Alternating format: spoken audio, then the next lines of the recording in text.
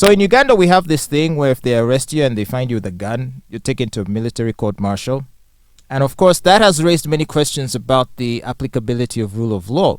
Ideally, in a free society and one that respects human rights, criminal offenses are supposed to be presented before a civilian court and charges pressed, and you seek justice. But here, at least when it comes to anything relating to security, weapons, guns and so forth, you get taken to the court-martial, even if you're a civilian. And so the United Nations Human Rights Committee has been complaining about this, and they came out with a report in which they cited Uganda as being really flouting the basic codes of conduct of a free nation. And Uganda responded by saying, hey, look, if you are in possession of arms, ammunition, or equipment, sorry, you will be tried in the court-martial because those things are the monopoly of the defense forces. Now, I don't know what this does for the debate on human rights, because the reason why I guess the military, or at least this government, likes to involve the military in adjudicating over cases involving firearms is because, as they mentioned, it's the purview of the military, and it poses a great security danger to the nation. Thus, the need for them to be court-martialed rather than tried in a civilian court. What do you think about that argument? But you see, taking them to a court-martial, and there is the civilian court, there is the court-martial. Taking them to the civilian court doesn't mean that justice won't be served. All these human rights organizations and other people are saying is that do not take people that are not soldiers to the court-martial, because they feel like if it is a civilian, then they're not going to receive fair justice? Well, they won't receive a fair hearing when they're in the court-martial, because what's the court-martial? Do you know that not everyone in the court-martial is actually a lawyer?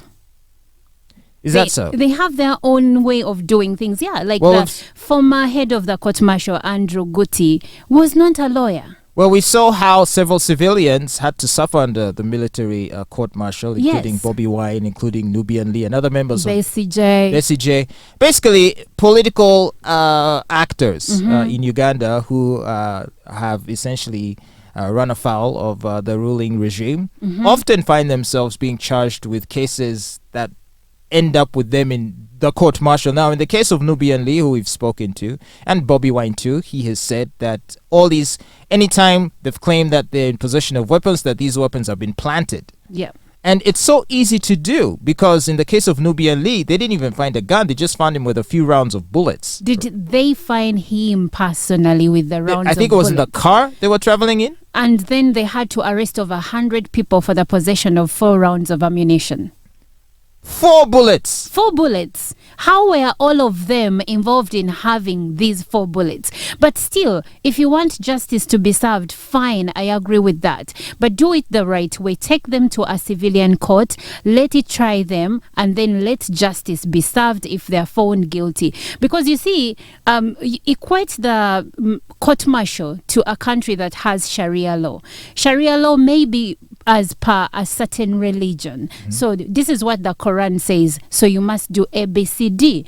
That may not work when you bring that same law to a Christian society or an atheist society. You get the same paradigms may not fit. But now the Constitutional Court in 2021 came out and ruled that the court-martial has no powers to try civilians, and this was a majority ruling of 3 justices against 2. Yeah. So why is it that is not the law of the land? Why is this not how we go about things? It is the law of the land, but the court-martial or the army, for that matter, they just flout the country's ruling, because now that was a ruling in 2021, but then again in December last year, the same court again ruled that the court-martial has no right, according to the 1995 Constitution, to try civilians in the court-martial. So would that not have been sufficient grounds to pull the Bobby Wines and the other NUP supporters out of this process? So it depends on who ordered for them to be, arrested and put in the court-martial. Because ideally, if we are to follow what the law says, then they shouldn't be there in the first place. Not at all.